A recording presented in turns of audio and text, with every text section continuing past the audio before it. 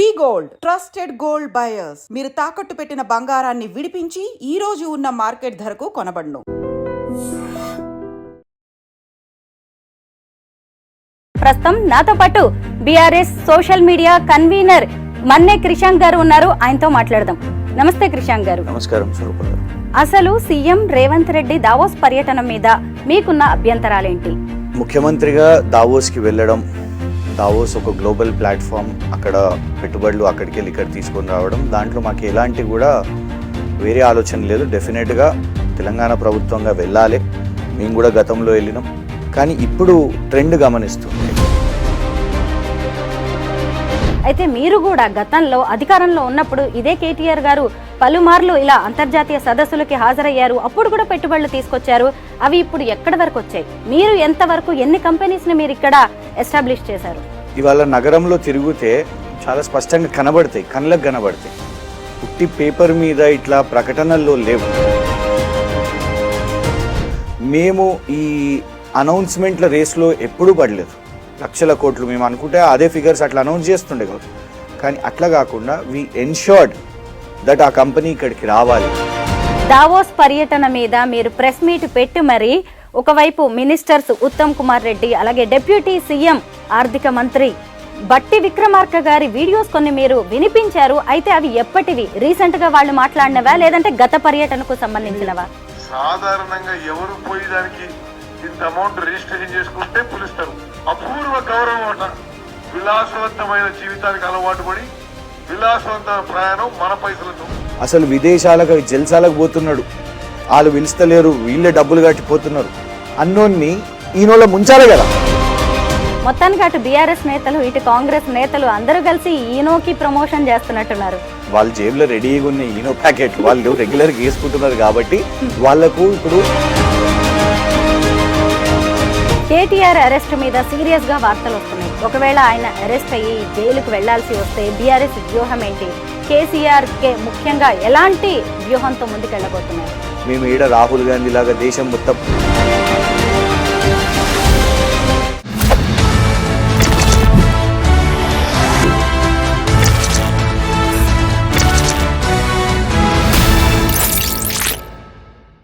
అందరికీ నమస్కారం. నేను Swaroopa Potlapalli. Welcome to I dream. Telangana CM Revanth Reddy Davos పర్యటన సక్సెస్ అయింది. 1,79,000 కోట్లు అంతర్జాతీయ వేదిక మీద పెట్టుబడులు సమీకరించి చరిత్ర సృష్టించారు. అయితే సీఎం దావోస్ పర్యటన అంతా బోగస్, ఫేక్ అంటున్నారు బీఆర్ఎస్ లీడర్స్. అయితే తాము సాధించిన విజయాన్ని చూసి ఓర్వలేక, జీర్ణించుకోలేక వారు కడుపు మంటతో రగిలిపోతున్నారని ఈనో ప్యాకెట్స్ కేసీఆర్ కి, కేటీఆర్ కి కొరియర్ చేస్తామంటున్నారు కాంగ్రెస్ నేతలు. ప్రస్తుతం నాతో పాటు బీఆర్ఎస్ సోషల్ మీడియా కన్వీనర్ మన్నే క్రిషాంక్ గారు ఉన్నారు. ఆయనతో మాట్లాడదాం. నమస్తే క్రిషాంక్ గారు. నమస్కారం స్వరూప గారు. అసలు సీఎం రేవంత్ రెడ్డి దావోస్ పర్యటన మీద మీకున్న అభ్యంతరాలేంటి? నంబర్ 1, ముఖ్యమంత్రిగా దావోస్కి వెళ్ళడం, దావోస్ ఒక గ్లోబల్ ప్లాట్ఫామ్, అక్కడ పెట్టుబడులు అక్కడికి వెళ్ళి ఇక్కడ తీసుకొని రావడం, దాంట్లో మాకు ఎలాంటి కూడా వేరే ఆలోచన లేదు. డెఫినెట్గా తెలంగాణ ప్రభుత్వంగా వెళ్ళాలి. మేము కూడా గతంలో వెళ్ళినాం. చాలా సక్సెస్ఫుల్గా కూడా కొన్ని ఇన్వెస్ట్మెంట్స్ ఇక్కడికి తీసుకొని వచ్చి గ్రౌండ్ చేయడం కూడా మన నగరంలో పెట్టుబడుల కంటే ఎక్కువ యువతకు ఉపాధి కల్పించాలనే ఆతృతతో అది చేయడం జరిగింది. కానీ ఇప్పుడు ట్రెండ్ గమనిస్తుంటే అంకెల గారడిగా ఇన్ని లక్షల కోట్లు తీసుకొని వచ్చినాం మేము అని అన్నప్పుడు ఆశ్చర్యకరం ఏంటిది అని అంటే, నువ్వు ఏ కంపెనీలను తీసుకొని వచ్చినావు అని స్టెప్ టు స్టెప్ అవి చూస్తున్నాం, అందరం కూడా చూస్తున్నారు. నువ్వు తెచ్చింది ఒకటి, నువ్వు చేస్తున్న ప్రచారం ఇంకొకటి. ప్రజలను మోసం చేస్తే మంచిది కాదు కదా. దానికి మేము ఇవాళ ప్రశ్నిస్తే వీళ్ళు ఏమని అంటున్నారంటే ఈనో ప్యాకెట్లు పంపుతాము అని అంటున్నారు. ఒక అధికారంలో ఉన్న వాళ్ళు విమర్శను తీసుకోవాలి. ఆ విమర్శ కన్స్ట్రక్టివ్ ఉంటే కూడా తీసుకొని ఉండాలి. అది తీసుకోకుండా మీరు ఇట్లా చిల్లర ప్రచారం, కేసీఆర్ గారిది, కేటీఆర్ గారిది హోర్డింగ్ లేయడం చాలా నారో మైండెడ్నెస్ కనబడుతున్నది. నారో మైండెడ్నెస్ ఎందుకంటున్నానంటే, ఈ హోర్డింగ్లు, ఈ చిల్లరగా ప్రజాప్రతినిధులు, ఎమ్మెల్యేలు, ఎమ్మెల్సీలు కూడా ఈనో ప్యాకెట్లు పట్టుకోవడం కాదు. దావోస్లో కూర్చొని రేవంత్ రెడ్డి గారు కేటీఆర్ గారిని ఉద్దేశించి ఆయనది ఒక వర్కర్ మైండ్ సెట్, ఐటీ ఎంప్లాయీగా పనిచేసిండు, కంప్యూటర్ డేటా ఆపరేటర్ అని. చాలా లో థింకింగ్ అది. ఆయనేమో నేను పెద్ద లీడర్ని, నేను పాలసీలు చేస్తూ ఉంటా అనేసి అన్నాడు. టీఎస్ ఐపాస్ ఈ దేశంలోనే మొట్టమొదటి సింగిల్ విండో సిస్టమ్. అది ఎవరు ఐటీ మినిస్టర్గా తీసుకొని వచ్చారండి? కేటీఆర్ గారు తీసుకొని వచ్చారు. మొన్న వీరే రేవంత్ రెడ్డి గారు ఎలక్ట్రిక్ వెహికల్స్ గురించి ఏదో మాట్లాడారు. దానికి సంబంధించిన ఈవీ పాలసీ ఎవరు తీసుకొని వచ్చారండి? ఐటీ మినిస్టర్గా కేటీఆర్ గారు తీసుకొని వచ్చారు. ఒక టీ హబ్ అయినా, ఇవాళ టీ వర్క్స్ అయినా, ఇట్లాంటివన్నీ కూడా ఆయన ఐటీ మంత్రిగా తీసుకొని వచ్చారు కదా. నువ్వు ఐటీ ఎంప్లాయీస్ అందరినీ కూడా మీరు ఒక కేవలము చిన్న వర్కర్ల థింకింగ్ మీది, ఆ మైండ్ సెట్ మీది అని అంటే ఇట్లాంటి ఒక ముఖ్యమంత్రి ఒక గ్లోబల్ ప్లాట్ఫామ్లో కూర్చొని అట్లా మాట్లాడడం కాదు. ఇవి మేము పాయింట్ టు పాయింట్ చెప్తున్నాం. ఇక పోగా నువ్వు గక్కడి దాకా పోయి, ఈ మధ్య డెస్టినేషన్ వెడ్డింగ్ అని చూస్తాం కదా మనం, మన అమ్మాయే మన అబ్బాయే పోయి వేరే నగరంలో పెద్ద పెద్ద గ్రాండ్ హోటళ్ళల్లో చేసుకుంటారు చూడండి. అట్లనే Jubilee hills palace Revanth Reddy గారిది, దాని ఎదుటనే మెగా ప్యాలెస్, వాళ్ళిద్దరు పక్కపక్కకే ఉన్నారు. ఇక్కడనే ఒప్పందం చేసుకోవచ్చు కదా. గాడ్ దాకా డావోస్ దాకా పోయి చేసుకోవడం ఏంది? కేవలం అది ఒక్కటే కాదు, ఇది రేవంత్ రెడ్డి గారు ఆఫీస్ రిలీజ్ చేసిన లిస్ట్. ఇది వాళ్ళే లిస్ట్ చేశారు.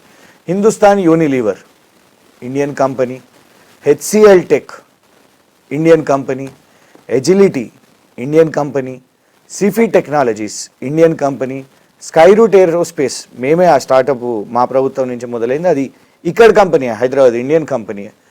కంట్రోలెస్ అది కూడా మాతో మొదలుపెట్టినాం, అది కూడా ఇక్కడ హైదరాబాద్ ఇండియన్ కంపెనీయే. Mega Engineering Indian, Revanth Reddy గారి భాషలో ఈస్ట్ ఇండియన్ కంపెనీ, ఆయన్నే అన్నాడు ఈస్ట్ ఇండియా కంపెనీ అని. ఫీనిక్స్ చుక్కపల్లి సురేష్, ఈయన పాపులర్ ఎందుకు అంటే ఉత్తమ్ కుమార్ రెడ్డి గారు ఈయనను సిబిఐకి వేస్తా, బొక్కలో వేస్తా, ఈయన కల్వకుంట్ల కుటుంబం అని గతంలో మాట్లాడారు. అదే ఫీనిక్స్తోని ఇవాళ డావోస్లో ఇక్కడ కంపెనీ. ఉర్సా క్లస్టర్స్, ఈ కంపెనీ వెతికినా కూడా దొరుకుతలేదు, కంపెనీ ఉందా లేదా అనేది. అమెజాన్ వెబ్ సర్వీసెస్ గతంలో ఎక్స్పాన్షన్ మేము చేసిన దాన్నే ఇవాళ ఇంకా పొడిగిస్తున్నారు వ్యాపారం. రామ్కి ఇండియన్ కంపెనీయే, ఇన్ఫోసిస్ ఇండియన్ కంపెనీయే, విప్రో ఇండియన్ కంపెనీయే, సుహానా మసాలా ఈ మసాలా పొడిది ఇది ఫారిన్ కంపెనీ కాదు, ఇది ఇండియన్ కంపెనీయే. సన్ పెట్రోకెమికల్స్ ఇండియన్ కంపెనీయే, జేఎస్డబ్ల్యూ గ్రూప్ ఇండియన్ కంపెనీయే, జేసీకే గ్రూప్ ఇండియన్ కంపెనీయే, టిల్మ్యాన్ గ్లోబల్ హోల్డింగ్స్ ఒకటి ఫారిన్ కంపెనీ, మైట్రా ఎనర్జీ ఇండియన్ కంపెనీయే, ఎక్లాట్ హెల్త్ సొల్యూషన్స్ ఇండియన్ కంపెనీయే. 20 కంపెనీలలోకి వెళ్ళి 18 కంపెనీలు మన గచ్చిబౌలి, హైదరాబాదు, దేశీ ఇండియన్ కంపెనీలు. నువ్వు దీనికోసం డావోస్కి పోయి నేను 1,79,000 కోట్లు తీసుకొని వచ్చినాను. ఇక పోనీ ఇది ఈ కంపెనీలది నిజంగానే లక్షల కోట్లు వచ్చినాయనంటే, ఫస్ట్ మనం బెంచ్ మార్క్, మనం ఒక స్కూల్ స్టూడెంటు వేరే క్లాసుకు పోవడానికి అన్నిటికంటే ఇంపార్టెంట్ ఏంది, ఈ క్లాస్లో నీకు ఎన్ని మార్క్స్ వచ్చినాయని కదా, ముందు క్లాసులు ఏమి వచ్చినాయి అనేసి అది మార్క్స్ చూస్తారు. మనం ఇంటర్మీడియట్ మార్క్స్తో పాటు జీవితాంతం ఎస్ఎస్సి సర్టిఫికేట్లు కూడా పెట్టుకుంటాం కదా. అట్లనే రేవంత్ రెడ్డి గారి రిపోర్ట్ కార్డు లాస్ట్ ఇయర్ది కూడా చూస్తారు. దావోస్కి లాస్ట్ ఇయర్ పోయినవును 40,000 కోట్లు, 40,000 కోట్లలో అదానీ గారిది 12,400 కోట్లు అయినాయి. ఆ గ్రౌండ్ అయినాయి ఆ ఇన్వెస్ట్మెంట్స్.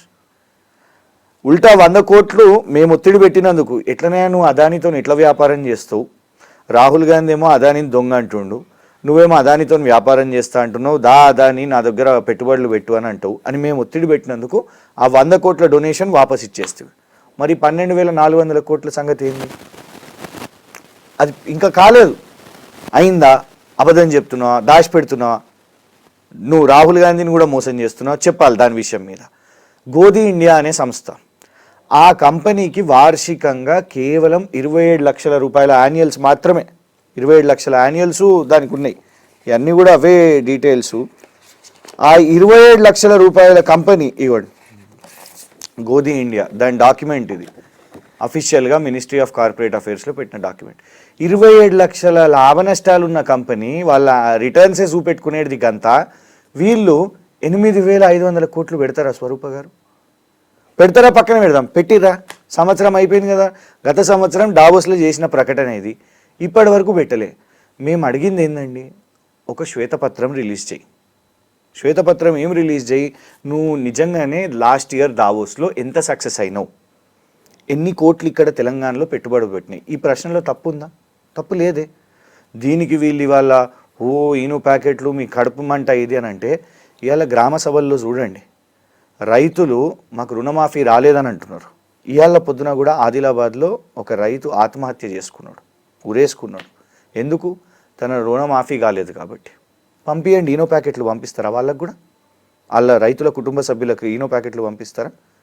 ఇవాళ నిన్న డెప్యూటీ సర్వేయర్ల ఉద్యోగాల కోసం సివిల్ ఇంజనీర్లు వాళ్ళు భారీ ధర్నాలు చేసిరు, వాళ్ళకు పంపిస్తారా ఈనో ప్యాకెట్లు? కడుపు మండుతుందని. లేదు, ఏఈ వాళ్ళు 4 నెలల నుంచి వాళ్ళకి జీతాలు లేవండి. ఏఈ ఇంజనీర్స్ 4 నెలల నుంచి జీతాలు లేవు, వాళ్ళకు పంపిస్తారా మీరు? కడుపు మండుతున్నది కాబట్టి ఈనో ప్యాకెట్లు ఎవరికి పంపుతారు? లేదు, ఒక పని చేయండి, ఈనో మాకంటున్నారు కదా, రైతులకు విషయమే పంపేయండి, వాళ్ళు ప్రశ్నిస్తున్నారు కాబట్టి. రుణమాఫీ కాలేదని దామోదర్ రాజనరసింహ గారు ఒప్పుకున్నారండి. ఒక మంత్రిని డైరెక్ట్గా గ్రామస్తులు చెప్పారు, ఎమ్మెల్యేలకు చెప్తున్నారు. మొదటి రోజు దావోస్లో ఇద్దరు అక్కడనే ఉన్నారు, శ్రీధర్ బాబు గారు అక్కడనే ఉన్నారు, రేవంత్ రెడ్డి గారు అక్కడనే ఉన్నారు. మంత్రులు 10 మంది మంత్రులు రాష్ట్రంలో లేరు. ఉత్తమ్ గారు లేరు, పొంగులేటి గారు లేరు, సీతక్క గారు లేరు, కొండా సురేఖ గారు లేరు, పొన్నం ప్రభాకర్ గారు లేరు, ఎవరి పేరున బట్టి గారు లేరు. వీళ్ళందరూ వాళ్ళ కాంగ్రెస్ పార్టీది వేరే రాష్ట్రంలో ఏదో ప్రోగ్రాం ఉంటే పేరు. ఆ గ్రామ సభల్లో బూతులు, ప్రజల ఆవేదనను, ప్రజల ఆవేశాన్ని ఎవరు భరించరు? అధికారులు భరించరు. నువ్వు గ్రామ సభ అని పెట్టి అందరు చెక్కేస్తే ఎవరు భరించాల్సి వస్తుంది? ఇవాళ ఈ ప్రశ్నలను మేము ఒక ప్రతిపక్షంగా మేము ఇవి అడగొద్దా? నువ్వు అంత కోట్ల రూపాయలు తీసుకొని అక్కడికి పోయి నువ్వు ఫ్రంట్ పేజ్లలో పత్రికల్లో వేసుకొని ఇలా ఇది చూడండి, ఇదిగోండి ప్రధాన పత్రిక కదా ఇది, ఫ్రంట్ పేజ్ 56,300 కోట్లు. ఇది ఒక సంస్థతోని ఇందులో నువ్వు చేసిన దాంట్లో పెట్టుబడుల్లో కీలకంగా 45,000 కోట్లు సన్ పెట్రోకెమికల్స్ అని నువ్వు ప్రకటన చేసినావు. ప్రకటన చేసిన తర్వాత ఇక్కడ ఏమని వచ్చింది పేరు? వీరు పెద్ద మనిషి బయో ఏషియా సన్ పెట్రోకెమికల్స్ 45,000 కోట్లకు సంబంధించిన ఎండి దిలీప్ షాంఘ్వి గారితో ఒప్పందం అని వీళ్ళు ఇది చెప్పడం జరిగింది. ఇది చెప్తే మేము ఆశ్చర్యపోయినాం. అరే, ఈ సన్ పెట్రోకెమికల్స్ వేరే చూస్తేనేమో ఫోటో గిట్లున్నది కదా, ఇందులోనేమో ఒక వ్యక్తి ఎండి దిలీప్ షాంఘ్వి అని, ఒరిజినల్ దిలీప్ షాంఘ్వి ఏమో గిట్లున్నాడు. దానికి పెద్ద తేడా ఉన్నది. ఇదెక్కడ గోలా అనేసి ఎందుకంటున్నామంటే, గతంలో కేటీఆర్ గారు బయో ఏషియా అని పెద్ద కాంక్లేవ్ జరిగింది. ఆ కాంక్లేవ్లో కేటీఆర్ గారు ఇదే దిలీప్ షాంఘ్వి గారితో, ఇవ్వండి కేటీఆర్ గారు, కేంద్ర మంత్రి పీయూష్ గోయల్ గారు, దిలీప్ షాంఘ్వి గారితో. మేము ఎందుకు చెప్తున్నామంటే, నువ్వు కనీసం ఏ ఎండీని కలుస్తున్నావు కూడా నువ్వు నిజం మాకు చెప్తలేవు. నువ్వు ఏ కంపెనీతో 45,000 రూపాయి కాదు, 2 రూపాయలు కాదండి, పుట్నాల లెక్క కాదు కదా, 45,000 కోట్లు అంటే నువ్వు ఏ కంపెనీతో ఎండీతో ఒప్పందం చేసుకుంటున్నావా నిజం ఈ రాష్ట్రానికి తెలియాలి కదా. పత్రికల్లో ఫ్రంట్ పేజ్లో వస్తుందంటే పాపం ఆ పేపర్స్ క్రెడిబిలిటీ కూడా ఉంటుంది కదా, మీ జర్నలిస్టుల క్రెడిబిలిటీ కూడా ఉంటుంది కదా. యాజ్ ఇట్ ఈజ్ ముఖ్యమంత్రి కార్యాలయం నుంచి రాయగానే వాళ్ళు కూడా పాపం నమ్మేసి రాసేస్తారు. కానీ వ్యక్తే ఎండీఏ వేరే, కంపెనీయే వేరే, అప్పుడు అనుమానాలు వస్తాయి కదా, ఇది నిజమా కాదా అని. అందుకే నేను చెప్పిన ఈ ఉర్సా క్లస్టర్స్ అనే కంపెనీ కూడా 5,000 కోట్లు అని చెప్తారు. కంపెనీ నామో నిషాన్ లేదు. లాస్ట్ టైం గోధి ఇండియా, అచ్చా పోనీ ఈ డెస్టినేషన్ వెడ్డింగ్ గురించి మేమే కాదు, రేవంత్ రెడ్డి గారు మొన్న ప్రచారం చేసిర్రు పోయి మహారాష్ట్రలో. కాంగ్రెస్ పార్టీ అక్కడ మహారాష్ట్రలో పొత్తులో ఉన్నది కదా, ఆదిత్య ఠాకరే ఈ వ్యక్తి కోసం ప్రచారం చేసిండు. ఈయన ఇంత పెద్ద ట్వీట్ వేసిండండి, ఇంత పెద్ద ట్వీట్ ఏమనేసిండు తెలుసా? మహారాష్ట్ర పోయి దావోస్లో 29 కంపెనీలకి ఒప్పందం చేసుకుంటే అందులో 28 కంపెనీలు మహారాష్ట్రయే. నువ్వు దానికోసం దావోస్ దాకా ఎందుకు పోయినావు, మహారాష్ట్రలోనే చేసుకోవచ్చు కదా అని. సేమ్ రేవంత్ రెడ్డి కూడా చేసింది ఇదే. తప్పు పడతావా నువ్వు ఆదిత్య ఠాకరే? ఆయనకు పంపిస్తావా ఈనో ప్యాకెట్? ఇదొకటైతే రేవంత్ రెడ్డి గారు గతంలో వాల్ష్ కర్రా అనే ఒక సంస్థతోని కూడా 1000 కోట్ల ఒప్పందం, 850 కోట్ల ఒప్పందం. ఇవాళటి వరకు ఎక్కడుంది అది? దా కంపెనీ గురించి చూస్తే అది 2 నెలల ముందు అప్పుడే మొదలైన కంపెనీ, ₹1,00,000 పెట్టుబడి ఏదో సంథింగ్ చిన్న కంపెనీ, అది 850 కోట్లు పెడుతుందంట. మళ్ళీ యూఎస్లో ఇంకొకటి స్వచ్ఛ బయో అనే కంపెనీ, మనం గతంలో కూడా మాట్లాడుకున్నాం, 1000 కోట్ల ఒప్పందం అని ప్రకటించారు. ఎవరిదని చూస్తే వాళ్ళ బ్రదర్ అనుముల జగదీష్. ఒకటేమో 1000 కోట్లు నీ తమ్మునికి ఎట్లొచ్చినాయి అడుగుతాం కదా, రేవంత్ రెడ్డి గారు తమ్మునికి 1000 కోట్లు వచ్చినాయి, ఆయన ఇక్కడ పెట్టుబడి పెడుతున్నారు. ఇక్కడ చూస్తేనేమో ఒక ఆఫీస్ లేదు, ఒక ఠికానా లేదు, 1000 కోట్లని. అంటే ఉట్టిగానే ప్రజలను మోసం చేసుకుంటా. ఇది ఒకటే కాదు, మొన్న సింగపూర్కి పోయారు.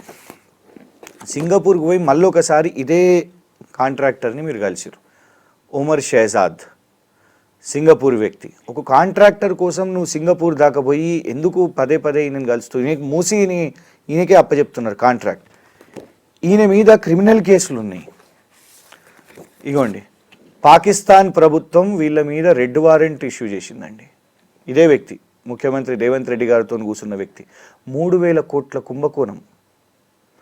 అట్లాంటి క్రిమినల్లకు ఎందుకు ఇవ్వాలి? అట్లాంటి దొంగ కంపెనీలకు, బోగస్ కంపెనీలకు ఎందుకు ఇవ్వాల్సి వస్తుంది? అట్లాంటి అవసరం కనీసం నీ టీం ఇది చూసుకుంటలేదా? నువ్వు కేవలం ఒక వ్యాపారం, మళ్ళా వీళ్ళతోని నువ్వు దుబాయ్కి పోతావు, వీళ్ళతోని సింగపూర్కి పోతావు. ఇవి ప్రశ్నిస్తే మళ్ళీ మా మీద కేసులు కూడా మోపుతావు. సో అల్టిమేట్గా ఒకటి ఏంటిదంటే, ఇవాళ రేవంత్ రెడ్డి గారు మోసం చేయడానికి ఈ దావోస్ వేదికను ఎంచుకున్నారు, ఇక్కడ మభ్యపెట్టడానికి. కానీ విచిత్రం ఏంటంటే, దావోస్ని తప్పుపడతారు. రేపటి దినం జనాలు ఇంకా నమ్మరు. అంత గొప్ప ప్లాట్ఫామ్ని రేపు ఇక నెక్స్ట్ ఇయర్ వీళ్ళది శాశ్వతం కాదు కదా, ఇంకో 3 సంవత్సరాలు నువ్వు రేపు ఇంకెన్ని లక్షల కోట్లు అని చెప్తావు.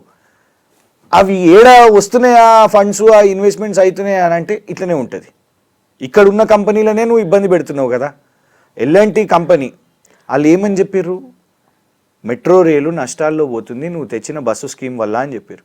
ఆయన బొక్కలేయండి అని చెప్పిన నేను పోలీసులను పంపించినాను ఒక మీడియా ఛానల్లో చెప్పబట్టే ముఖ్యమంత్రి.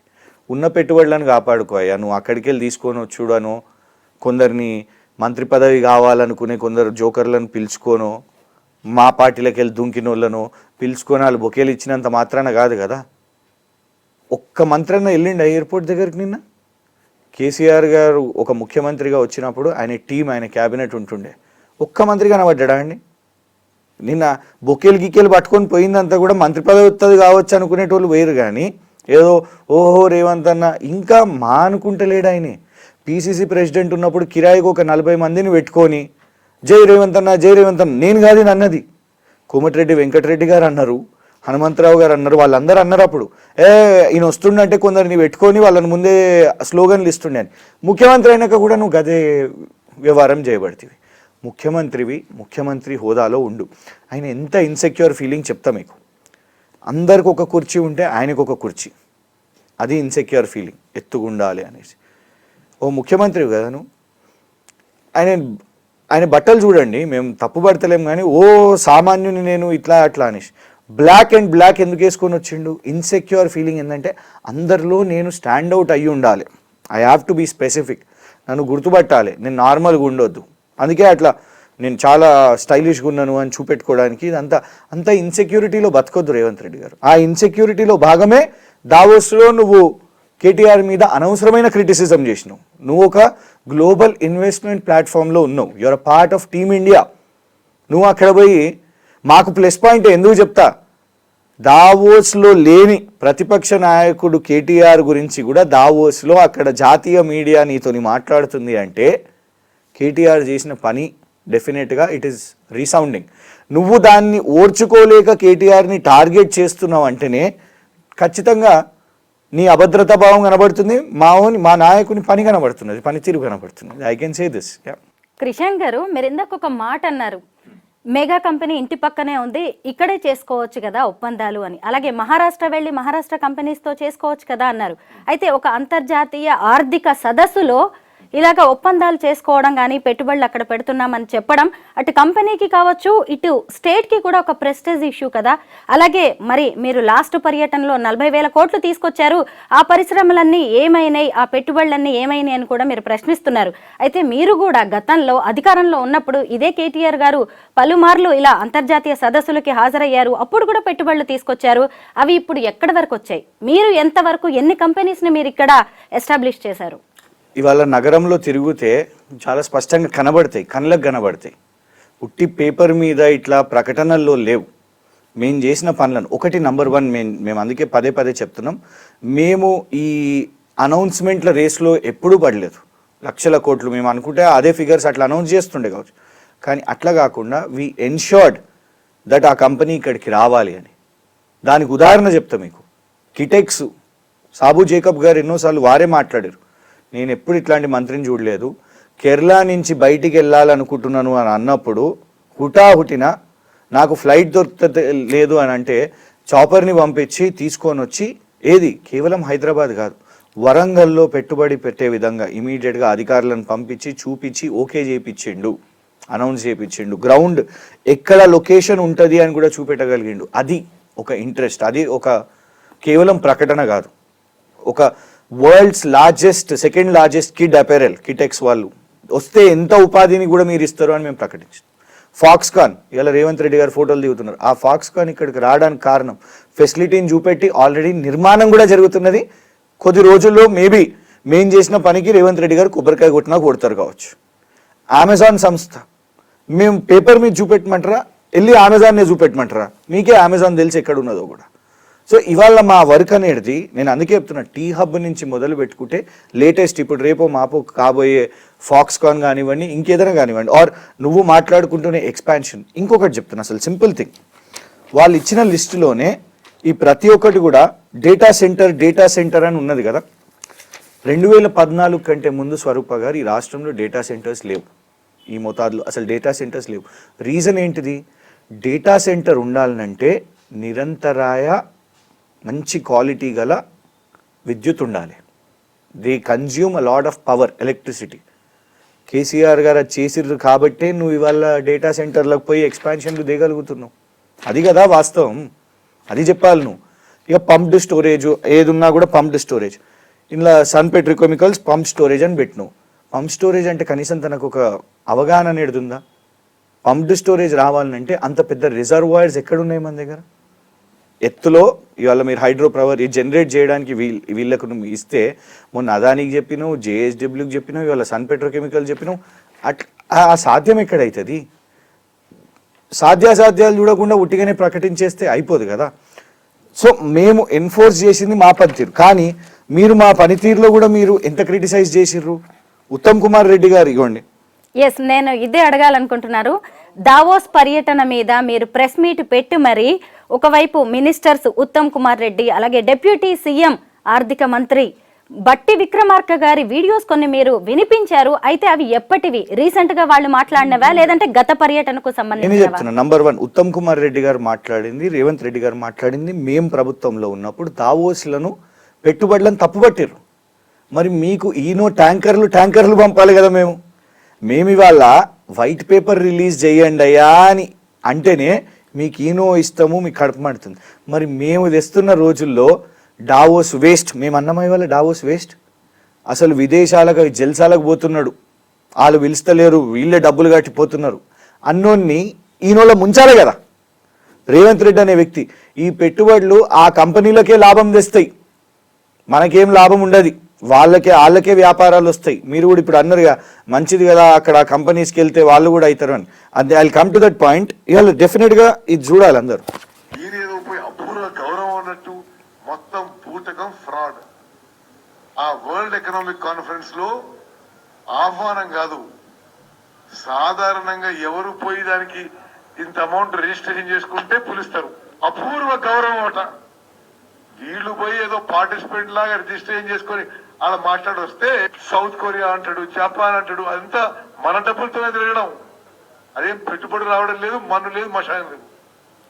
విలాసవంతమైన జీవితానికి అలవాటు పడి విలాసవంతమైన ప్రయాణం మన పైసలతో. గవర్నమెంట్ లో ఇన్వెస్ట్మెంట్ చేసే వాళ్ళకు, ఇండస్ట్రీ చేసే వాళ్ళకు ఎన్నో ఇన్సెంటివ్స్ ఇచ్చి ఫ్రీ ఆఫ్ కాస్ట్ లో ల్యాండ్స్ అలాట్ చేస్తుంది.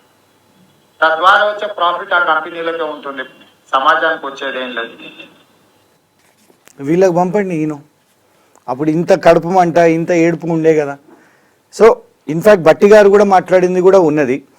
బట్టి గారు అయితే ఏమని అన్నారు అంటే, మొన్న బట్టి గారు మాట్లాడింది పాత వీడియో కాదు, వాళ్ళు ప్రభుత్వంలో ఉన్నప్పుడు మేము గత సంవత్సరం దావోస్లో ఒప్పందాల మీద అడిగితే వారు ఏమని చెప్పారు అంటే ఎంఓయూలు మాత్రమే. ఎంఓయూ అంటే ఎక్స్ప్రెషన్ ఆఫ్ ఇంట్రెస్ట్, వాళ్ళు ఇక్కడ ఆసక్తి చూపుతున్నారు, అవి ఇంకా ఇన్వెస్ట్మెంట్గా రూపు దాల్చలేదని. ఇవాళ మేము అదే అడుగుతున్నాము, ఎంత ఇన్వెస్ట్మెంట్ లాగా అయింది అని మా స్ట్రైట్ క్వశ్చన్. ఇక్కడ వేరే చర్చనే లేదు. మీరు తీసుకొని వస్తే సంతోషం, మీరు వాటిని ఇన్వెస్ట్మెంట్స్గా పెట్టుబడులుగా తీసుకొని వస్తే డెఫినెట్గా మేము యాక్సెప్ట్ చేస్తాం. కానీ గత సంవత్సరంలో 40,000 కోట్లలో ఎన్ని రూపాయలు, మా ఛాలెంజ్ ఏంటంటే 40,000 కోట్లలో 40 పైసలు కూడా ఇప్పటి వరకు పెట్టుబడిగా కాలేదు. అయితే ఈనో ప్యాకెట్స్ పంపిస్తున్నాం కేసీఆర్కి కేటీఆర్కి అంటూ కాంగ్రెస్ నేతలు ముఖ్యంగా బల్మూరి వెంకట్ ఎమ్మెల్సీ లాంటి వాళ్ళే ప్రకటనలు చేస్తున్నారు. వచ్చినప్పటి నుంచి కూడా మీరు కూడా ఈనో గురించే మాట్లాడుతున్నారు. ఎక్కడ చూసినా ఇప్పుడు హోర్డింగ్స్ కనిపిస్తున్నాయి హైదరాబాద్లో. మొత్తానికి అటు బీఆర్ఎస్ నేతలు ఇటు కాంగ్రెస్ నేతలు అందరూ కలిసి ఈనోకి ప్రమోషన్ చేస్తున్నట్టున్నారు. వాళ్ళు అధికారంలో ఉన్నారండి, వాళ్ళ జేబులో రెడీగా ఉన్న ఈనో ప్యాకెట్లు వాళ్ళు రెగ్యులర్గా వేసుకుంటున్నారు. కాబట్టి వాళ్ళకు ఇప్పుడు మేము 40 పైసలు కూడా నువ్వు తీసుకొని రాలే 40,000 కోట్లలోకి వెళ్ళి అనగానే జేబులు ఏముంటుందబ్బా, సమాధానం ఏం చెప్పాలనబ్బా, అది నిజంగా పెట్టుబడులు ఉన్నాయని అది చెప్పలేక జేబులు ఉన్న వాళ్ళ ఈనోలను బయటికి తీసారు అంతే. అందులో పెద్దగా ఏం లేదు. కానీ వాళ్ళు ఇక సరే కొంత ఇప్పుడు ప్రభుత్వం వచ్చింది, కొత్తగా ఎగురుతున్నారు, భాష కూడా మితిమీరుతున్నారు. ప్రభుత్వంలో ఉన్న వాళ్ళు మాజీ ముఖ్యమంత్రి మాజీ మంత్రులకు అట్లా హోర్డింగ్లు వేసి మేము వేసినామా అండి, సోనియా గాంధీ గారు మార్ఫింగ్ చేయలేమా, రాహుల్ గాంధీ గారు మార్ఫింగ్ చేయలేమా, రేవంత్ రెడ్డి గారు మార్ఫింగ్స్ కూడా చేసి చేయగలుగుతాం. నువ్వు సబ్జెక్ట్ ప్రశ్న అడుగు, నువ్వు డెఫినెట్గా కన్స్ట్రక్టివ్ క్రిటిసిజం చేయి.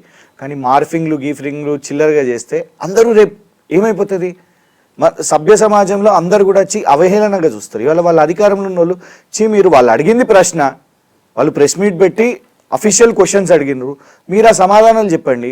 కానీ ఇట్లా చిల్లర ప్రచారం చేస్తే కొత్తగా పదవి వచ్చిన వాళ్ళు కూడా, మీరు అన్న పేరు ఆ యువకుడు కూడా కేటీఆర్ గారు గుడ్డలు కూడా తీసి కొడతా అని అట్లా మాట్లాడటము, వారు 5 సార్లు ఒక్కసారి కూడా ఓడిపోని ఓటమి చూడని ఎమ్మెల్యే, ఆయన భుజాలు ఎత్తుకొని ఎన్నో ఎలక్షన్స్ గెలిపించాడు. ఈయనే ఓ 3,000 ఓట్లు వచ్చినట్టునే ఎలక్షన్లో నిలబడితే ఆయన యువకుడు ఎదగాలి, మంచిగా రాజకీయంలో ఎదగాలి. కానీ ఉట్టిగా రేవంత్ రెడ్డి గారు ఏదో పదవి ఇచ్చేస్తారనో ఇంకేదో సంతోషపడతారో లేకుంటే ఏదో ఫైళ్ళు సంతకం పెడతారో అనో సంతోషంతో నేను కేటీఆర్ని తిడతా అని అంటే ఇప్పుడు మేము రేవంత్ రెడ్డి గారిని విమర్శిస్తామండి. కానీ నాకు తెలిసి ఈ మాట తీరు ఎప్పుడు కూడా మేము రేవంత్ రెడ్డి గారిని ఇట్లా అనలేదు, డెఫినెట్గా అనలేదు, అనం కూడా అది కరెక్ట్ కాదు ఆ భాష. సో మేము అనేది ఏంటంటే సబ్జెక్ట్ మాట్లాడదాం, సబ్జెక్ట్ లేనప్పుడే ఈ విమర్శ వస్తుంది. ఇవాళ స్ట్రైట్ క్వశ్చన్, అదాని 12,400 కోట్లు పెట్టుబడి వచ్చినాయా, గోధి ఇండియా పెట్టుబడులు వచ్చినాయా, వాల్ష్ కర్రా పెట్టుబడులు వచ్చినాయా, స్వచ్ఛ బయో 1000 కోట్లు వచ్చినాయా, ఇవి నువ్వు చెప్పు, ఎక్స్ప్లెయిన్ చేయి, చూపెట్టు. ఎక్కడ దాని ఆఫీస్ ఎక్కడ, ఎవరు వస్తారో మేమందరం వస్తాం. రేవంత్ రెడ్డి గారు వస్తారు అని అంటే నామోషి కాకుండా మేము ఇటు కేటీఆర్ గారు వస్తారు, హరీష్ రావు గారు వస్తారు. లేదు అటు నుంచి ఎవరైనా ఎమ్మెల్యేలు వస్తారా అంటే ఇటు నుంచి ఎమ్మెల్యేలు వస్తారు. ఎంపీలను పంపిస్తారా అంటే మా రాజ్యసభ ఎంపీలను పంపిస్తారు. ఏం లేని లేదు, మంచి చర్చ చేద్దాం, అన్ని మీడియా వాళ్ళని పిలుద్దాం. నేను ఈ చెప్పిన లిస్ట్ ఆఫ్ కంపెనీస్ ఎక్కడ వచ్చినాయి, ఎన్ని కోట్లు పెట్టినరు, పేపర్ మీద కాదు, కూర్చొని డిస్కషన్ వద్దు, గ్రౌండ్ మీద చూపెట్టండి, ఎంత ఉపాధి కలిగింది, ఇది చెప్తే నిజంగా కూడా ఆహా ఇవి వచ్చినట్టున్నాయి. అప్పుడు మళ్ళీ అందులో వేరే క్వశ్చన్ వస్తుంది, అదానీ కంపెనీస్ ఎట్లొచ్చినాయి అబ్బా, అక్కడ రాహుల్ గాంధీతోనేమో నో అంటున్నారు, ఇక్కడేమో సై చేస్తున్నారా అనే ప్రశ్న వేరే వస్తుంది. కానీ ఆ 40,000 కోట్లలో ఎన్ని పెట్టుబడులు రియాలిటీ అయినాయో that is the major discussion. అప్పుడే నువ్వు ఈ చెప్పే లెక్కలను నమ్ముతారు, లేకుంటే నమ్మరు. కాకి కథలు ఉట్టి ఫిగర్లు అని చెప్తారు అంతే. కేటీఆర్ అరెస్ట్ మీద సీరియస్ గా వార్తలు వస్తున్నాయి. ఒకవేళ ఆయన అరెస్ట్ అయ్యి జైలుకు వెళ్లాల్సి వస్తే బీఆర్ఎస్ వ్యూహం ఏంటి, కేసీఆర్ ముఖ్యంగా ఎలాంటి వ్యూహంతో ముందుకెళ్ళబోతున్నారు? దాని మీద వ్యూహం, ఒక రాజకీయ పార్టీ కూర్చొని వ్యూహాలు, అరెస్ట్ అయితే చర్చ. ఆయన రోజు ఏసీబీ 84 క్వశ్చన్లు అడిగారు, పోయిండు సింగిల్గా డీల్ చేసుకోండు.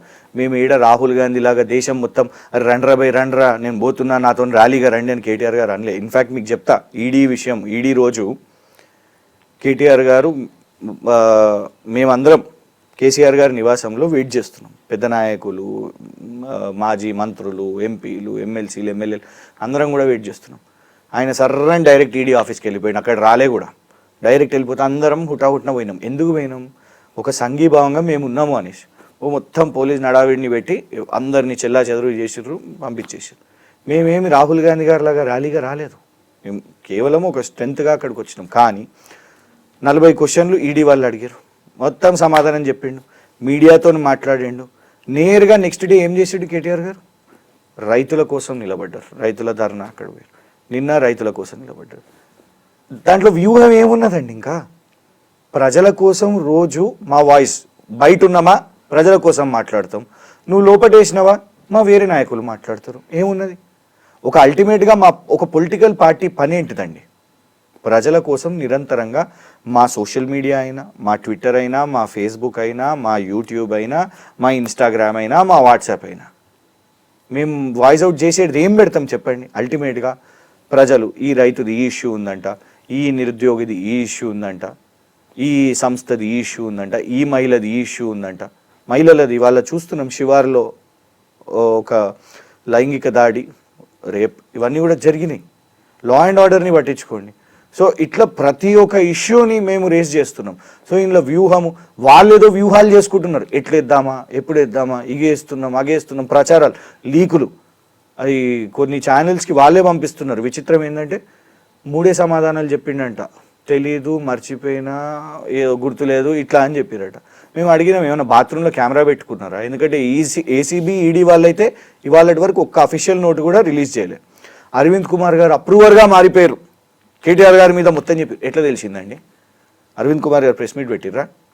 ఆయన ప్రెస్కి రిలీజ్ చేసిన స్టేట్మెంట్ ఏంది? అవును, బరాబర్ ఒక గొప్ప స్పోర్ట్ని ఇక్కడ తీసుకురావడానికి నేను చేసిన అని. ఇది వాస్తవాలు కొన్ని పేపర్లో రాసినాయి. అప్రూవర్గా మారిన ఏసీబీ చెప్పిందా? కోర్టు చెప్పిందా? ఈడీ చెప్పిందా? ఈ వ్యూహాలన్నీ ఏంది? పాపం మేము మీడియాను కూడా బ్లేమ్ చేయం. సీఎం ఆఫీస్ నుంచి డైరెక్ట్గా ఒత్తిడి, ఇది రాయండి, దిలీప్ షాంఘ్వి ఆయన కాకపోయినా కూడా నేను ఫోటో పంపిస్తా, రాయండి, కేటీఆర్ పోతుండు, అయిపోయింది, ఇదే అవుతుంది అదే అవుతుంది అనేసి వాళ్ళ కుటుంబ సభ్యులది కూడా.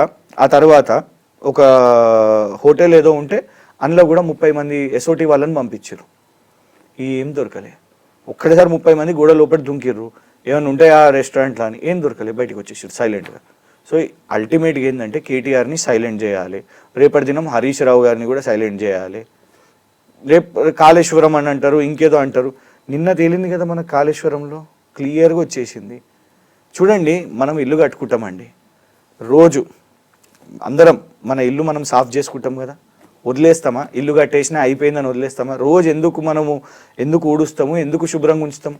బూజు వస్తుంది, కాక్రోజులు వస్తాయి, టర్మైట్ వస్తుంది. వస్తే ఏమవుతుంది? వుడ్ని తింటుంది కదా. అందుకే మెయింటెనెన్స్ చేస్తాం కదా. నువ్వు చేయాల్సింది కూడా మెయింటెనెన్స్ కదా. కాళేశ్వరం కట్టేసిర్రు వాళ్ళ ఎంత దారుణమైన ఆలోచన అంటే, మొన్న ఉదాహరణ చూడండి, ఒక సైకిల్ ట్రాక్, సుమారు 26 కిలోమీటర్ల సైకిల్ ట్రాక్ అండి. ఓ చిన్న మీటర్ల దగ్గర ఏదో అయింది, అక్కడ క్రాక్స్ అయినాయో వాట్ ఎవర్. దాన్ని వాళ్ళకు అనుకూలం ఉన్న మీడియాకు పంపించేసి చూడండి ఇదా క్వాలిటీ అని. మా భయం రేపు అంబేద్కర్ స్టాచ్యూని కూడా అదే చేస్తారు. కేసీఆర్ కట్టించిండు కాబట్టి అంబేద్కర్ స్టాచ్యూని కూడా దాన్ని అస్సలు మెయింటైన్ చేయకుండా రేపేమన్నా అయితే అగో చూసిరా ఇది క్వాలిటీ. కాళేశ్వరం మీద కూడా అదే టార్గెట్ చేశారు. దాని ఉదాహరణ మేమంటలేం, నేషనల్ డ్యామ్ సేఫ్టీ అథారిటీ వాళ్ళే చెప్పారు. చిన్నది మెయింటెనెన్స్లు ఏమున్నాయో దాన్ని చేసేయండి, అయిపోతుంది. అంత పెద్ద ప్రాజెక్ట్ కట్టినప్పుడు ఒక ఇష్యూ, అది ఇప్పటికీ మాకు అందులో డెఫినెట్గా మాకు ఒక కాన్స్పిరసీ కనబడుతుంది. It was a plan thing, election టైంలో మమ్మల్ని టార్గెట్ చేయడానికి. బట్ నెవర్ ద లెస్ ఇవాళ అందులో నీళ్లు కనిపిస్తున్నాయి మనకు. ఓవరాల్గా ప్రాజెక్ట్ అంటే అంత బలంగా ఉన్నది, ఇంకా అంత భూకంపం వచ్చినా కూడా స్టెబుల్గా నిలబడ్డది. కానీ వచ్చిరాగానే దానికంటే ముందే ఇది వైట్ ఎలిఫెంటు, ఇది కాళేశ్వరం అవసరం లేదు, ఇది అదనంటే ఇవాళ అదే కాళేశ్వరం హైదరాబాద్కి తాగునీళ్ళు ఇస్తున్నది. రేవంత్ రెడ్డి ధరలిద్దామని అనుకుంటున్నాడు, దాంట్లోకి వెళ్ళి మేఘాకి, పొంగులేటిగా, రాఘవకి కాంట్రాక్ట్లు ఇద్దామని అనుకుంటున్నాడే. ఆ కాళేశ్వరానికి వాటర్ ఇస్తున్నది డెఫినెట్గా హైదరాబాద్. దాని ఘనత కేసీఆర్ది. దానికోసం మీరు రేపు హరీష్ రావు గారిని లాగుతారా, ఇంకెవరినన్నా లాగుతారా? ఎన్ని రోజులు పెట్టుకుంటారండి, ఎన్ని నెలలు పెట్టుకుంటారండి జైల్లో?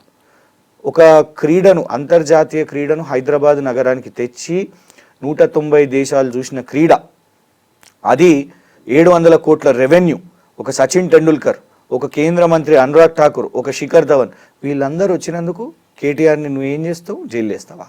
ఉరిదీస్తావా?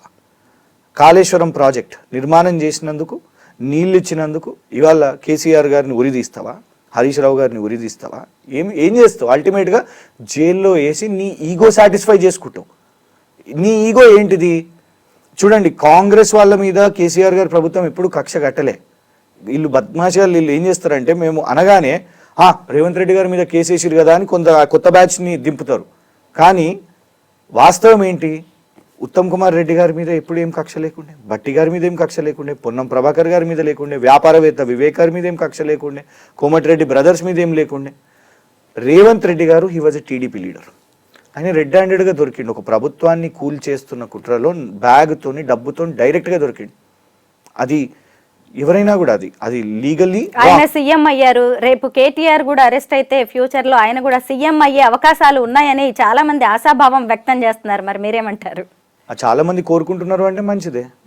మేము ఇప్పుడు వేయాలనుకుంటున్నది ఆయనే, కోరుకుంటున్నది మీరు అంటున్నట్టు ఆశావాహులు. మేమేం చేస్తున్నామండి, వాళ్ళు నిర్ణయిస్తున్నారు.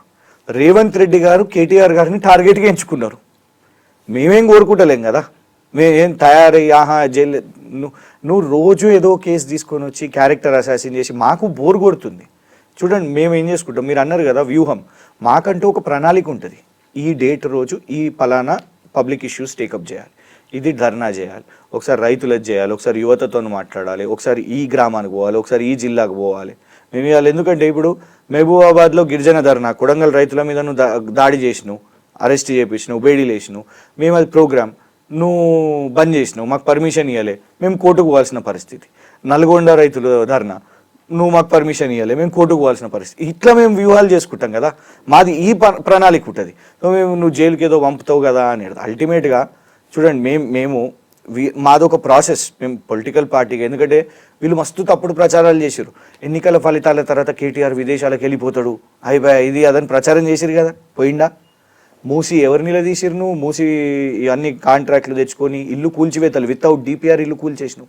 ఎవరు నోరెత్తిర్రో వాళ్ళ కోసం? కేటీఆర్. అశోక్ నగర్ యువత మీద లాఠీచార్జ్ చేసినావు, ఎవరు గొంతెత్తిర్రు? కేటీఆర్. హైడ్రా, నీ భయానికి ఆత్మహత్యలు చేసిర్రు, గుండెలు ఆగిపోయినాయి, ఎవరు వాళ్ళ కోసం నిలబడ్డరు? చిన్నపిల్లలకు పోయి పుస్తకాలు కూడా ఇచ్చిండు ఆయన, ఎవరు? కేటీఆర్. పోలీస్ బెటాలియన్లను భయానికి నువ్వు డిస్మిస్ చేసి పడేసినావు, వాళ్ళ భార్యలు వచ్చి రోడ్డు మీద కొట్లాడారు, ఎవరు వాళ్ళ పక్షాన్ని నిలబడ్డారు? కేటీఆర్. కోర్టులో కేసులు వేస్తున్నారు వాళ్ళందరూ, ఈ బాధితుల పక్షాన కోర్టులో కేసులు వేస్తున్నారు. నీ కొడంగల్ నీ నియోజకవర్గ ఓటర్లు, నువ్వు వాళ్ళను చితకబాదినవు, వాళ్ళను కొట్టినవు, వాళ్ళ భార్యలతోని అసభ్యకరంగా నీ పోలీసులు ప్రవర్తించారు. వాళ్ళ కోసం నిలబడ్డది ఎవరు? జాతీయ కమిషన్ దాకా తీసుకుపోయింది, ఢిల్లీ దాకా అందరికి తెలిసేటట్టు చేసింది ఇదే కేటీఆర్. ఆ కేటీఆర్ నువ్వు ఏదో చిల్లర ప్రచారం చేసి నువ్వు డావోస్లో పోయి ఏదో మాట్లాడి నువ్వు ఆయనను ఎంత తీసి పడేస్తుంటే నీ ఇన్సెక్యూరిటీ బయట పెరుగుతూ ఉంటుంది, ఆయన వాయిస్ అంతే గట్టిగా అవుతూ ఉంటుంది. ఇక్కడనే ఉంటాడు బరాబర్. క్రిషాంక్ గారు, ఎమ్మెల్సీ ఎన్నికల విషయంలో బీజేపీ దూకుడు మీద ఉన్నట్టుగా కనిపిస్తోంది. ఇప్పటికే 3 అభ్యర్థుల్ని కూడా ప్రకటించింది. ఇటు చూస్తే కాంగ్రెస్ కూడా సీరియస్గా వర్క్ చేస్తోంది క్యాండిడేట్స్ మీద. మరి మీరెప్పుడు అభ్యర్థుల్ని ప్రకటిస్తున్నారు? మీ ప్రిపరేషన్స్ ఎలా ఉన్నాయి ఎమ్మెల్సీ ఎలక్షన్స్ విషయంలో? చూడండి, ఒక పొలిటికల్ పార్టీ అల్టిమేట్గా ఏ ఎలక్షన్ అయినా కూడా ఓట్లు వేయాల్సింది ప్రజలే. ఆ ప్రజల కోసం పనిచేస్తే చాలు, దానికంటే పెద్ద ప్రిపరేషన్ ఏముంటుందండి. అభ్యర్థులు అంటారా, మా దగ్గర ఉన్నది. కానీ బీజేపీ ఇదే ప్రిపరేషన్ అదేదో యూనియన్ బడ్జెట్ కోసం చేస్తే సంతోషం కదా. 10 బడ్జెట్లు అయిపోయినాయి, 11 బడ్జెట్లు అయిపోయినాయి. ఇవాళ వరకు తెలంగాణ కోసం ఏం తెచ్చింది లేదు. మళ్ళీ ఇవాళకి ఇంకా బోనస్ ఏంటంటే నాకు తెలిసి రికార్డు స్థాయిలో 15 సంవత్సరాల ప్రభుత్వం కాబోతుంది వాళ్ళది. ఇంకా ఈ 5 సంవత్సరాలైనా రేపు వచ్చే యూనియన్ బడ్జెట్లనన్నా తీసుకొని రండి. ఎంతసేపు ఓట్లు కావాలి, మాకు తెలంగాణ ఓట్లు కావాలి, తెలంగాణ కావాలి, కానీ మేము కేంద్రం నుంచి ఇది తీసుకొని వస్తాం, రద్దు చేసిన ఐటీఐఆర్ తీసుకొని వస్తాం, ఓ జాతీయ హోదా ప్రాజెక్ట్ ఇస్తాం, ఓ నిధులు ఇస్తాం, ఏదైనా ఇస్తామని గదనే చేయండి. అది కాకుండా ఎంతసేపు ఎన్నికలు ఇది. ఇక్కడ అధికార ప్రభుత్వంలో ఉన్న కాంగ్రెస్ వాళ్ళకు ఇంట్రెస్ట్ ఉంటుంది, సీట్లు కొట్టాలని ఇవన్నీ ఉంటాయి. కాబట్టి అల్టిమేట్గా ఓట్లు వేయాల్సింది ప్రజలు. ఆ ప్రజల మూడ్ ఎట్లుంది అనేది కాంగ్రెస్ ప్రభుత్వానికి తెలవాలి. అది తెలవాలంటే రేవంత్ రెడ్డి గారు గ్రామ సభల్లోకి పోవాలి. అసలు జిహెచ్ఎంసీ ఎన్నికల వేడి కూడా కనిపిస్తోంది. ఏంటి అక్కడ దానికి సంబంధించి మీరు ఎలా సిద్ధమవుతున్నారు? ముఖ్యంగా జిహెచ్ఎంసీకి బీజేపీ అలాగే కాంగ్రెస్ ఇద్దరు కూడా మీకు గట్టి పోటీ ఇచ్చే అవకాశం కనిపిస్తుంది. ఇటువైపు చూస్తే ఇప్పటికే లోకల్ బాడీస్ కూడా ఎలక్షన్స్ త్వరలో రాబోతున్నాయి. అయితే గ్రామీణ ప్రాంతాల్లో మీరు ఎలా ముందుకెళ్ళబోతున్నారు? గ్రామీణ ప్రాంతాల విషయానికి వచ్చినప్పుడు కాంగ్రెసే మీకు గట్టి పోటీదారు. మేడం, జిహెచ్ఎంసీలో మీరు గమనిస్తే నువ్వు ఇవాళటి వరకు మొన్నటి వరకు ఓపెన్ చేసిన ఫ్లైఓవర్ కూడా కట్టించింది మా ప్రభుత్వమే. ఆరాంఘర్ ఫ్లైఓవర్ కూడా నువ్వు చేసింది ఏం లేదు. నువ్వు ఇవాళటి వరకు ఒక కొత్త రోడ్డు వేయలేదు, ఏం చేయలేదు. నీ ఒక్క సంవత్సరంలో వృధా చేసుకున్నావు. నువ్వు ఏం చేసినావు? నువ్వు కేవలం డిస్ట్రక్షన్ చేసినావు, డిమాలిషన్ చేసినావు, ఉన్నవి కూల్ చేసినావు. ఏది మేము పెద్దోళ్ళవి అంటలేం, మేము గరీబోళ్ళ ఇల్లు, చిన్న చిన్న దుకాన్లు, పానీపూరి బండ్లు, పాన్ కొట్టులు, చికెన్ షాపులు ఎవరిని వదిలినావు? నీ ఎమ్మెల్యేలు కదా రోడ్డు మీదకి వచ్చి మాట్లాడుతున్నాడు, ఎంఐఎం నీతో పాటే ఉన్నది, ఆయన రోడ్డు మీదకి వచ్చి మాట్లాడుతున్నాడు. దానం నాగేందర్ మావోడి మీదకి వచ్చిండు, ఆయన రోడ్డు మీదకి వచ్చి కొట్లాడుతున్న పరిస్థితి. అంటే నీ ప్రభుత్వము ఎవరిని ఓర్చుకుంటలేదు. ఏం చేసినావు నువ్వు? హైదరాబాద్కి పోయి ఏం ఓటు అడుగుతావు చెప్పు? ఈ సంవత్సరంలోనే నువ్వు ఏం చేసినావు అని ఓటు అడుగుతావు చెప్పు? నువ్వేం చేయలేవు. ఉల్టా మా ఏమన్నా పనులుంటే దానికి చెప్పుకొని నువ్వు నిస్సిగ్గుగా 50,000 ఉద్యోగాలు మేము ఇచ్చినాయి, మా ప్రభుత్వ హయాంలో నోటిఫికేషన్ వేసి భర్తీ చేసి సర్టిఫికేట్ వెరిఫికేషన్ చేస్తే నీ పార్టీ నాయకులతోని నువ్వు కేసులు వేపించి అడ్డుకొని ఇవాళ నువ్వు ఇచ్చి ఫోటోలు దిగుతున్నావు. ఇప్పుడు హైదరాబాద్లో కూడా నువ్వు అదే చెప్తావు, ఇగో ఈ ఫ్లైఓవర్ నా ఫోటో నేనే రిబ్బన్ కట్ చేసినా అని చెప్పగలుగుతావు. కానీ నువ్వు కట్టించినావు అని చెప్తే నమ్ముతారా? ఆ యువత నమ్ముతున్నదా? ఏ యువత అయితే రాహుల్ గాంధీతో బిర్యానీ తిన్నదో వాళ్ళు సూటిగా అడుగుతున్నారు. నీకు దమ్ముంటే నువ్వు ఈ ఒక్క సంవత్సరంలో 2 లక్షల ఉద్యోగాలు నువ్వు స్టార్ట్ అయింది, నువ్వు నోటిఫికేషన్ వేసి నువ్వు ఇచ్చింది చెప్పు చూద్దాం. చెప్పలేవు నువ్వు. ఇది హైదరాబాద్ సంగతి.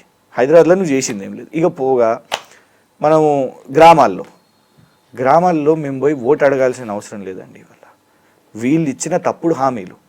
కేసీఆర్కి మీరు ఓటెత్తే 10,000 వస్తాయి, అప్పుడు మేము ఇంకా 12 మేము హామీ ఇచ్చినాం, రైతు బంధు వస్తుంది, కానీ మేము వస్తే 15,000 రైతు భరోసా వస్తుంది అనేసి వచ్చిందా? మొన్న ఒక సంవత్సరంలో పెట్టి వాళ్ళు ఎన్నికలు అన్ని ఎన్నికలు పెట్టేసాయి. దమ్ముంటే చూద్దాం నీ రెఫరెండం. ఇవాళ రైతు భరోసా పేరు మీద నేను 2024 సంవత్సరానికి నేను అసలు ₹1 కూడా ఇవ్వలేదు. అడుగు, నిజంగా ఓటేస్తారా? రుణమాఫీ ఇట్లా పెట్టుబడులు ఇన్ని 1,79,000 అని చెప్పుకుంటున్నావు కదా, అట్లనే ఎన్ని రుణమాఫీ ఏ పలానా ఎల్లన్నకు మల్లన్నకు వీళ్ళకి వచ్చిందా, పోచేయకు వీళ్ళకి వచ్చిందా, ఎవరెవరికి వచ్చిందో లిస్టులు అవన్నీ పెట్టు, బయట తెలుస్తుంది. ఒక్కొక్క ఊరు గ్రామంలో వాళ్ళే చెప్తున్నారు మాకు రాలేదని. ఓట్లు కాదాడ, చాలా దారుణమైన ఆవేశంలో ఉన్నారు వాళ్ళు. నో రుణమాఫీ, నో రైతు భరోసా. ఇక రేపు ఎండాకాలం మాకు భయం ఒకటి ఏంటంటే, చూడండి అల్టిమేట్గా రాజకీయాల్లో ఈ విమర్శలు ప్రతి విమర్శలు ఇవి ఉంటాయి, అలా కామెడీలు వాళ్ళ ఈనో ప్యాకెట్లు ఇవన్నీ చిల్లర విమర్శలు ఉంటాయి. కానీ అల్టిమేట్గా మనం జవాబుదారి ఎవరికండి? ఈ వాళ్ళు ఏమనుకుంటున్నారు అంటే ఇవాళ మా మీద ఏదో కార్టూన్లు చేసి గెలిచేసినాం కావచ్చు ఇవాళ అని అనుకుంటారు. గెలవాల్సింది మన రాష్ట్రం, గెలవాల్సింది మన ప్రజలు. ఒక్కొక్క ప్రాణం పోతూ ఉంటే విషాదం మనకుంటుంది. ఒక మహిళ మీద ఇవాళ లైంగిక దాడి హైదరాబాద్లో జరుగుతుంది అని అంటే రాష్ట్ర ముఖ్యమంత్రి ఆయన హోంమంత్రి కూడా ఆయన మాట్లాడతలేడు అంటే అక్కడ మనం తలదించుకోవాలి. గురుకుల పాఠశాలల్లో ఇవాళ పిల్లలు చనిపోతుంటే రేవంత్ రెడ్డి కనీసం మాట్లాడతలేడు అంటే అక్కడ మనం తలదించుకోవాలి. ఆటో అన్నలు నువ్వు తెచ్చిన ఒక స్కీమ్ వల్ల ఆటో అన్నలు ఇవాళ వాళ్ళు ఆత్మహత్యలు చేసుకున్నారు అంటే తలదించుకోవాలి. మళ్ళా చేనేత ఆత్మహత్యలు ఇవాళ అవుతున్నాయంటే, ఫ్లోరోసిస్ అవుతుంది అని అంటే ఇవాళ మళ్ళా మొదలవుతున్నది అని మనం పేపర్లలో చదువుతున్నామంటే దానికి తలదించుకోవాలి రేవంత్ రెడ్డి ప్రభుత్వం. సో అల్టిమేట్గా నువ్వు గెలిపించాల్సింది ప్రజలను. నువ్వు ఆ ప్రజలకు నువ్వు గెలిపిస్తే వాళ్ళు రేపు నేను ఎన్నికల్లో గెలిపిస్తారు. నువ్వు అది కాకుండా నేను చేసేసిన, నేను అయిపోయింది, రైతు బంధు ఎవరన్నా అడిగితే చెప్పుతో కొడతాం, కేసులు వేస్తాం, బొక్కలు వేస్తాం, ఇవన్నీ నువ్వు అన్నావు అనుకో వాళ్ళు సరైన సమయంలో జవాబు చెప్తారు. అల్టిమేట్గా people's verdict is the final verdict. Krishank గారు, కాంగ్రెస్ ప్రభుత్వం అధికారంలోకి వచ్చాక తెలంగాణ రాష్ట్రం లంచాలకు అవినీతికి కేర్ ఆఫ్ అడ్రస్ గా మారింది, అడ్డాగా మారింది అని బీజేపీ ఎమ్మెల్యే రాజాసింగ్ ఆరోపణలు చేస్తున్నారు. ఆయన విమర్శలతో మీరు ఏకీభవిస్తారా? ఆయన విమర్శలతో ఏకీభవించడం కాదండి, వాళ్ళను ఆ విమర్శ వాళ్ళు కేంద్రంలో అధికారంలో ఉన్నోళ్ళు కదా, ఉట్టి మాటలకు ఎందుకున్నారు? ఒక ఈడీ నోటీస్ వాళ్ళ మీద ఎందుకో పంపారు, మా మీద స్పీడ్గా ఈడీ నురికిచ్చారు కదా. పొంగులేటి గారి మీద ఈడీ రేడ్ అయింది, ఇవాళ వరకు ఒక మాట నన్ను మాట్లాడిరా? నంబర్ 1. నంబర్ 2, రేవంత్ రెడ్డి గారి మీద మహేశ్వర్ రెడ్డి గారు మేము ఇచ్చినాం డీటెయిల్స్ అవన్నీ కూడా. సొంత బావమరిదితోని నువ్వు అమృత్ కాంట్రాక్ట్ చేసుకున్నావు, 1,137 కోట్లు ఒప్పందాలు, రైట్? మరి దాని మీద విచారణ ఎందుకు లేదు? రాజాసింగ్ గారు ఏందండి, ఈటల రాజేందర్ గారు కూడా మొన్న అన్నారు ఒక మంత్రి గారు సతీమణి కమిషన్లు తీసుకుంటున్నారు అని. పేరు చెప్పండి, విచారణ చేపియండి. ఉట్టిగా ఎందుకు కలిసి ఉన్నారా అని డౌట్ వస్తున్నది. ఒకళ్ళు రాజాసింగ్ గారు ఆహా అని ప్రశ్నిస్తారు, అనేసి బండి సంజయ్ గారు, రఘునందన్ రావు గారు డిఫెన్స్కి వస్తారు, కిషన్ రెడ్డి గారు సపోర్ట్కి వస్తారు. గిట్లనే ఉన్నది వీళ్ళ వ్యవహారం. ఒకళ్ళు ప్రశ్నిస్తారు, ఇంకొకళ్ళు ఆ అండర్స్టాండింగ్లో కనబడుతున్నది. కానీ మేము చెప్పేది ఏంటంటే 2012లో అవుట్లుక్ అనే మ్యాగజైన్లో cover page photo scam capital of India అని హైదరాబాద్ ఉండే. అప్పుడు ఎవరు ప్రభుత్వంలో ఉన్నారు? కాంగ్రెస్ ప్రభుత్వం.